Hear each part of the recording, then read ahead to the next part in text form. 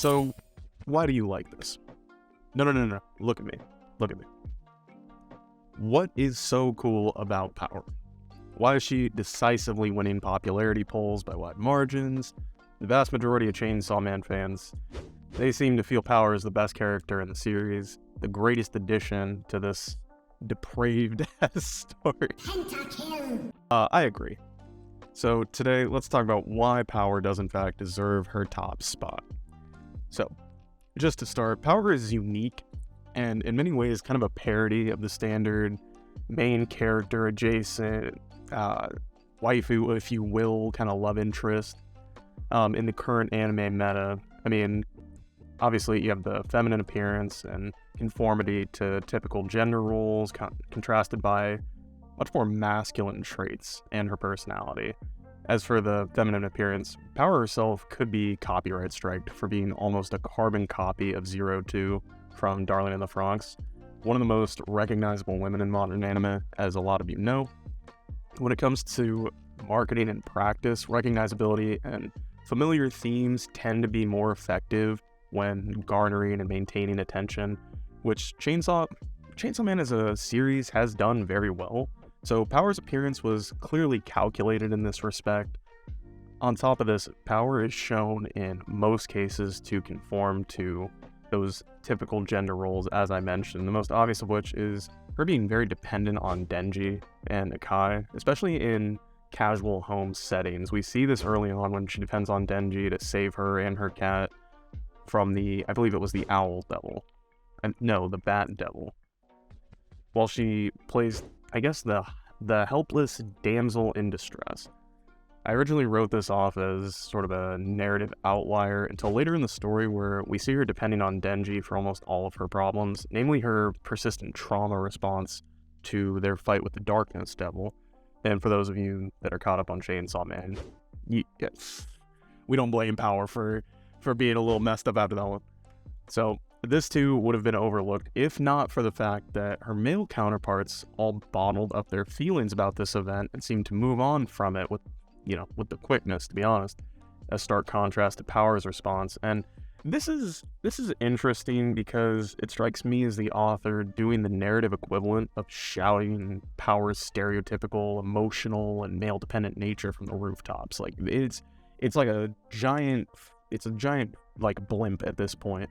And obviously the contrast with her male counterparts just bottling up their feelings, as is the stereotype of males, it kind of seems like this was intentional. However, I think it's important to bring up that the author only seems to do this for Power, and this is not consistent for most of the female characters in Chainsaw Man. However, as I touched on earlier, Power's appearance and stereotypical tendencies, for the most part, they're definitely just overshadowed by her very, very masculine personality. For example, her brutish fighting style and willingness to jump into just absurd fights, just head first for no reason, like, oh my, whatever. So, to speak more on this, she jumps into absurd nonsense fights for no other reason than to show off and be recognized as the strongest, demonstrating an ego expansive enough to warrant its own zip code at this point.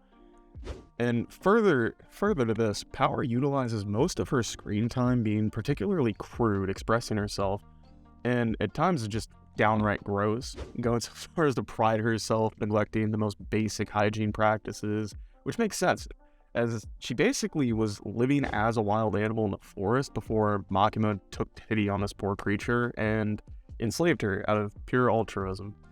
As a sentence. Now, I think this is very interesting to see, as we already know Fujimoto goes the extra mile to portray Power on a surface level as extremely feminine and in some rights stereotypically so, but also gives her such clear masculine traits as if to almost contradict the expectations of what this character looks like she's going to be. And in a lot of cases, when you have like something that's supposed to be like a love interest for the main character, they do fall into a lot of these tropes.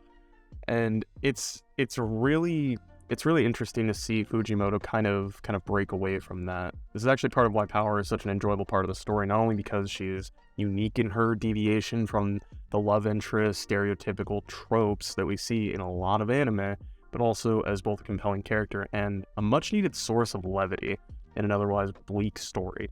Now, as some of you know, some themes in a series need to be balanced out to avoid overwhelming or burning out the audience. In a story where everyone involved in this is permanently down horrendous or dying, Power sort of offers a lot of refreshing, lighthearted moments to sort of uplift us from the doom and gloom of things, like Akai's entire family getting one shot by the phase devil, him himself getting turned into said phase devil. Like, bro, that was tough for my man. Or Denji just like actually suffering through legit war crimes on a few occasions. Let's not even talk about what's going on with Denji, bro. Good lord. But of course, other characters offer up some uplifting moments as well, but Power, she's by far the most consistent about it. And this makes sense, as her behavior is perfectly in line with her more aloof and simple personality, so to say. Now, her personality really makes her compelling as a character because she's written to be very straightforward and understandable as well, thus why everything she does makes sense. She is accustomed to living in a forest where she is on top of the food chain. Why wouldn't she be arrogant enough to jump into dozens of enemies? Why wouldn't she be arrogant enough to say whatever she thinks at the time? That's just how she is. There's no reason for someone like Power to hide anything, to be nuanced, to I guess partake in a lot of like human masking that you see in society.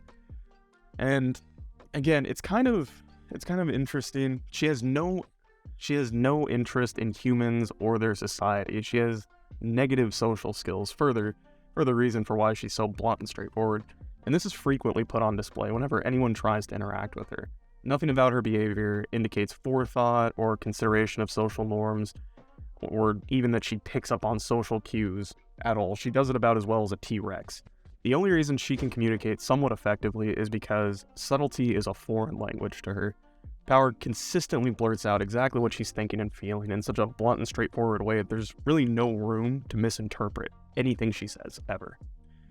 This makes Power as a character compelling both in general and in comparison to most of the other characters in the series. In general, because it's hard not to be entertained by a character just being silly and bulldozing social interactions as well as fights that she's in. It's just enjoyable. Power exists in a series in which many of the characters are the opposite of straightforward, lighthearted. In fact, we generally see most of the important characters having more serious motives and personalities, concealing their thoughts, concealing their motives, usually until it's too late to matter. For example, Akai is already doomed to be taken over by the Gun Devil by the time we find out what's really driving him. Makima's motives aren't shown to us until it's way too late for anyone to stop her, aside from the most broken character in the verse. But Power, she's the polar opposite of this, for reasons we've already gone over, making her stand out as a very unique character. I would say to be a compelling character, you need to be entertaining, unique, and understandable, and Power hits all three of these marks for the reasons we already went over.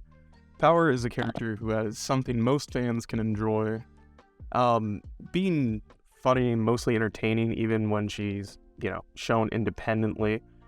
Obviously, she offers humor in a series that desperately needs it from time to time. She offers a unique take on the potential love interest, main character adjacent role. But more than anything, she's well written. This is almost perfectly consistent, as we went over earlier, and everyone loves a wildcard character.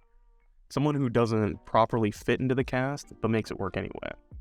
Her character arc is also captivating as we see her step up to save our main character, not by breaking her selfish and impulsive nature, but by leaning more into it, defying Makima and making the decision to grab Denji and get away from her, which clearly was an impulsive act, as she herself questions why in the world she would do this, along with most of the fan base, to be fair. Now that the anime is out, I think Power has been even more well received, as the anime-only enjoyers tend to be much easier to please. Some flashy lights, some humor, and a 0-2 lookalike seems to be all the reason new fans need to love Power. However, Power has even more enjoyable qualities under the surface, as we went over. So, In conclusion, Power absolutely deserves to be the most beloved character in the series, and hopefully we get the reincarnation of Power we were promised at the end of the first arc, or I'm gonna be very upset and sad.